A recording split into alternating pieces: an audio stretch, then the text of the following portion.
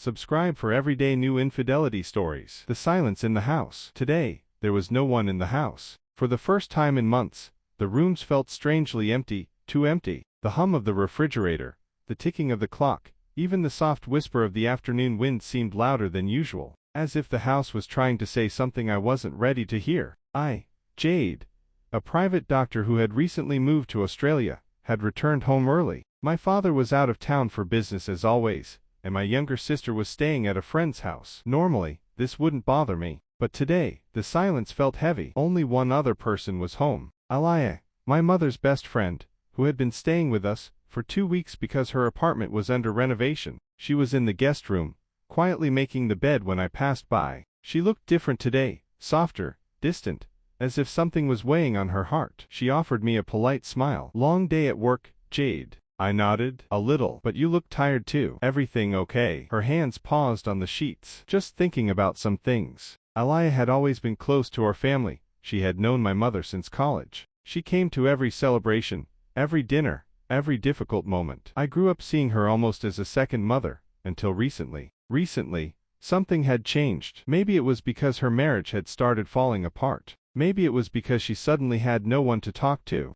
Or maybe it was because she was the only adult in the house who actually noticed when I walked in. But when she looked at me today, the softness in her eyes felt different. Not motherly, not friendly, something else. I didn't know what it meant yet, but I felt it. And she felt it too. The beach nobody visited. The evening sun dipped lower, casting orange streaks across the walls. Alya walked into the living room, her expression thoughtful, almost melancholic. "You look sad," I said gently. She hesitated, as if debating whether to lie. "Just lonely. Your father's away and my husband, well, he chooses to stay away even when he doesn't have to." I swallowed. "Do you want to go out? Maybe for a walk?" "The beach is empty today." She blinked. "The beach? On a Friday?" "Exactly," I said with a small laugh. "No crowd. Just peace." After a moment, she nodded. We walked in silence, side by side. The beach gate had a security guard, who almost refused us entry. But when he recognized Alya, she used to volunteer nearby, he let us in with a warm smile. The beach was completely deserted.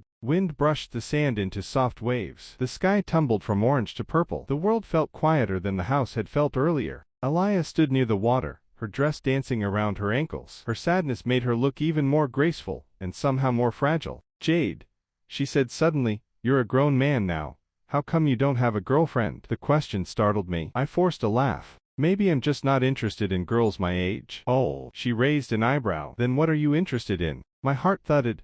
Why was she asking this? I shouldn't have said anything. I stayed silent. But the beach was empty. The air was heavy. The loneliness between us was real. So the truth slipped out. "I like older women." Alya froze. The waves crashed. The wind paused. The world seemed to stop breathing. Then she whispered, voice trembling, "And what do you see in older women that you do not see in girls?" I looked at her. Really looked at her eyes, her loneliness, her beauty shaped by years of love and heartbreak. "Older women," I said softly, "understand things. They don't play games. They know how to love and how to hurt." She stared at me for a long time, her chest rising and falling with emotion. She didn't speak aloud. Then she looked away. "It's getting late, let's go home." But something had changed, something irreversible. The night we didn't sleep. Dinner was quiet. We sat across from each other, two adults pretending the beach conversation hadn't happened. Two hearts pretending nothing was burning inside them. After dinner, we went into separate rooms. But neither of us could sleep. I lay awake,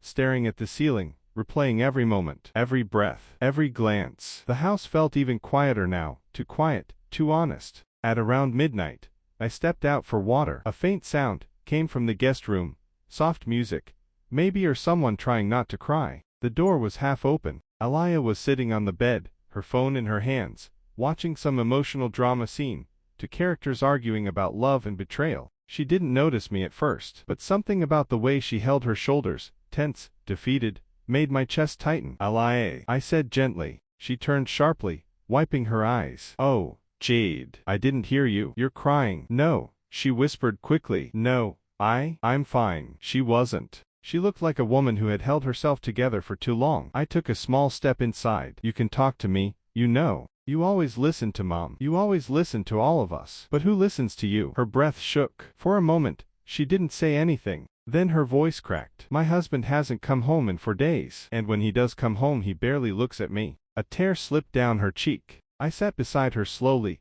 carefully, keeping enough distance to respect her, but close enough to let her know she wasn't alone. "Alya," I whispered, "you deserve better." She looked at me, and for the first time in years, I saw her not as my mother's best friend, but as a woman. "You shouldn't say such things," she murmured. "Why?" I asked. "Because." Her voice broke. "Because I'll believe them." The silence between us tightened, warm, dangerous, undeniable, but still safe, still respectful, still unspoken. We did not cross any lines, but emotionally a line had already been crossed. The morning after, sunlight filtered into the house through soft curtains. I woke up early, unsure if I had slept at all. When I stepped into the hallway, I found Alya standing near the kitchen doorway, holding a cup of tea. Her hair was slightly messy, her eyes softer but swollen from crying. She smiled weakly. "Good morning." "Morning," I whispered. "You okay?" She shook her head gently. "No, but I'm better than last night." I nodded. "I'm glad." Then she took a breath, a deep,